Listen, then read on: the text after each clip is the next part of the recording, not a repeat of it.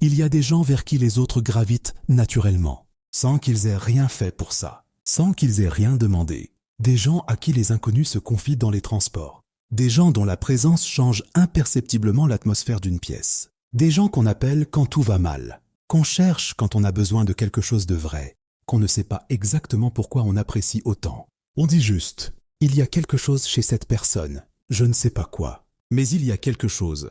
Et si tu regardes ta propre vie, si tu es honnête avec toi-même, tu reconnaîtras peut-être ce phénomène. Des gens qui reviennent vers toi, des gens qui te cherchent sans te l'expliquer, des gens qui se sentent différents après t'avoir parlé. Et tu t'es peut-être demandé pourquoi. Aujourd'hui, je vais te dire exactement ce que c'est, ce que tu portes, ce que tu dégages, cette énergie que les gens cherchent sans savoir la nommer. Si tu as déjà eu l'impression que les gens gravitent vers toi sans que tu comprennes pourquoi, laisse un like maintenant et reste jusqu'à la fin. Parce que le 7e point est celui qui va te faire comprendre quelque chose que tu n'avais jamais réussi à mettre en mots. En physique, le concept de résonance décrit ce qui se passe quand deux systèmes vibrent à la même fréquence. Ils s'amplifient mutuellement, ils s'attirent, ils créent ensemble quelque chose qu'aucun des deux ne pouvait créer seul.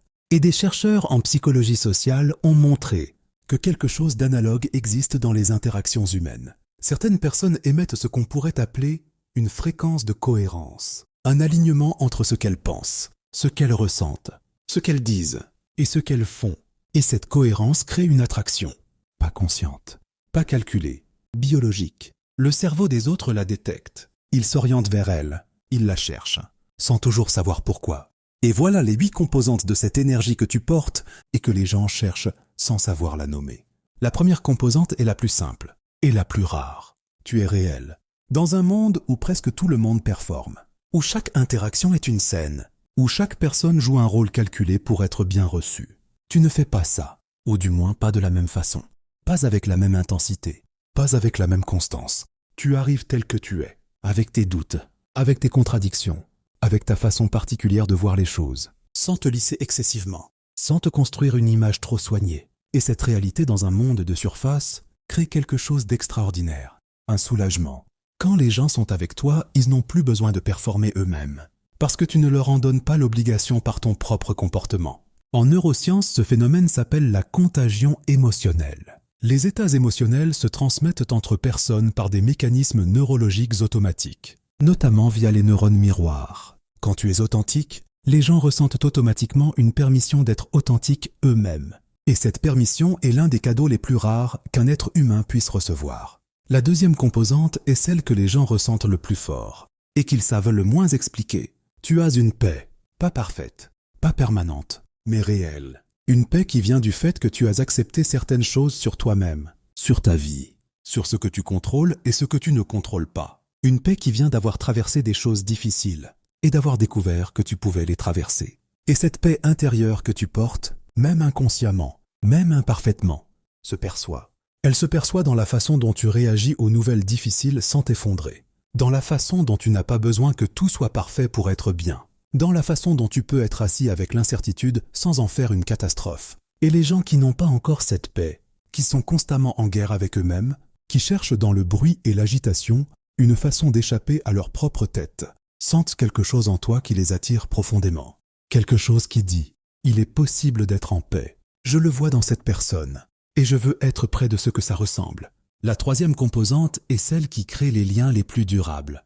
Tu donnes de ton écoute, de ton temps, de ton énergie, de ton honnêteté, sans calculer ce que tu vas recevoir en retour, sans tenir un registre mental des échanges, sans attendre une compensation proportionnelle. Et dans un monde où presque toutes les interactions sociales sont implicitement des échanges, où les gens gardent inconsciemment un score, où la générosité est souvent conditionnelle, quelqu'un qui donne sans calcul est une anomalie.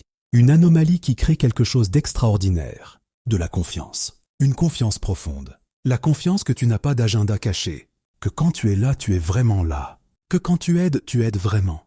Des chercheurs en psychologie évolutive ont montré que l'altruisme authentique, la générosité sans attente de réciprocité immédiate, est l'un des signaux sociaux les plus puissants d'un individu de haute valeur, parce qu'il indique une abondance intérieure. Quelqu'un qui peut se permettre de donner sans compter, c'est quelqu'un qui a suffisamment. Et cette abondance intérieure attire, magnétiquement. La quatrième composante est la plus intime. Tu vois les gens, vraiment, pas la version qu'ils mettent en avant, pas le rôle qu'ils jouent, pas l'image qu'ils projettent. La personne réelle en dessous, avec ses peurs, avec ses besoins, avec ce qu'elle essaye de dire et qu'elle n'arrive pas à formuler. Et cette capacité à voir les gens là où ils en sont vraiment crée quelque chose de presque irrésistible. Le besoin d'être vu est l'un des besoins humains les plus fondamentaux.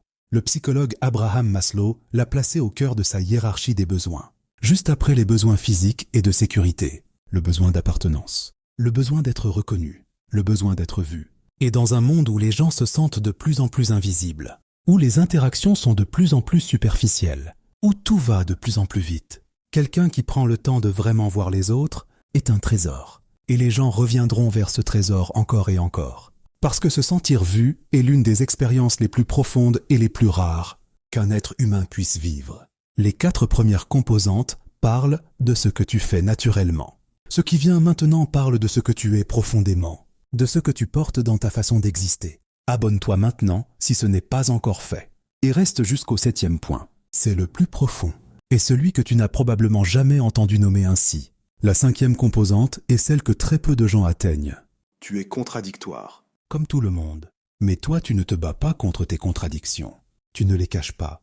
Tu ne passes pas ton temps à te justifier pour réconcilier des parties de toi qui semblent incompatibles.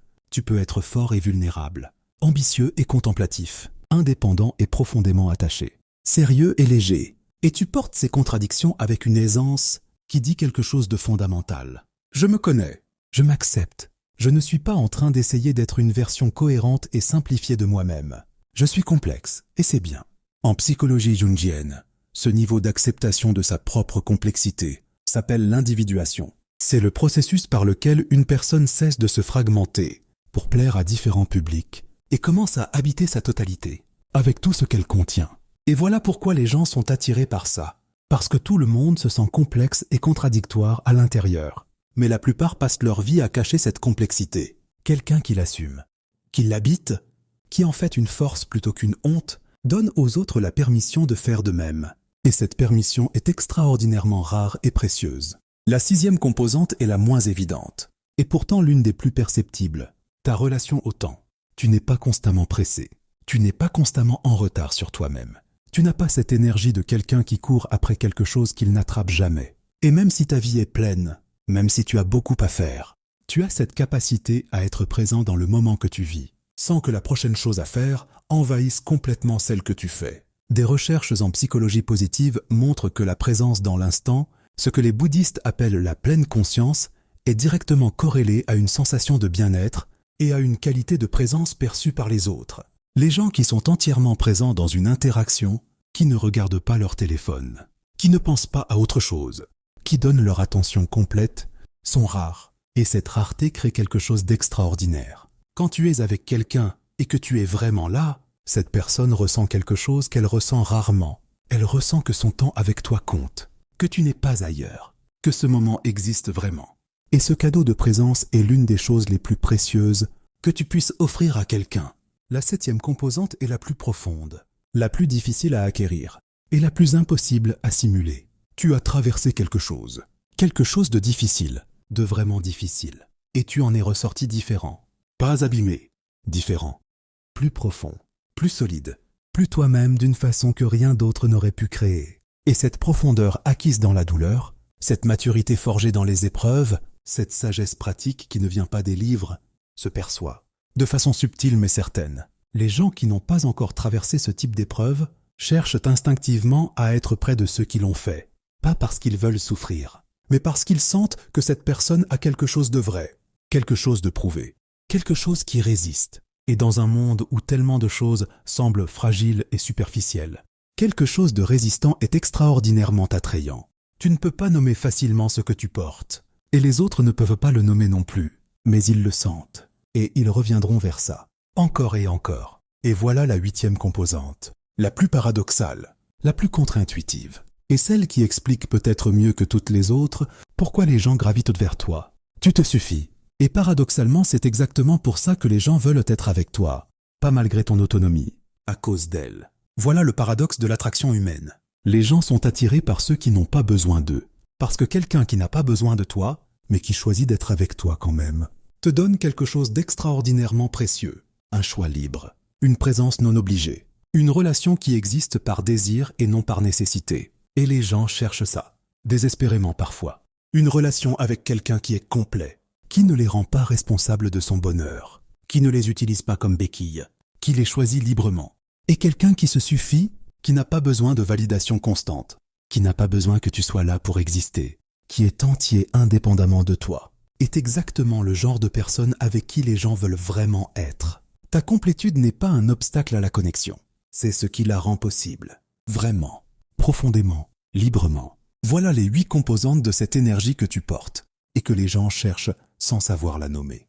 Tu es réel dans un monde de performance. Tu portes une paix intérieure que les autres cherchent partout.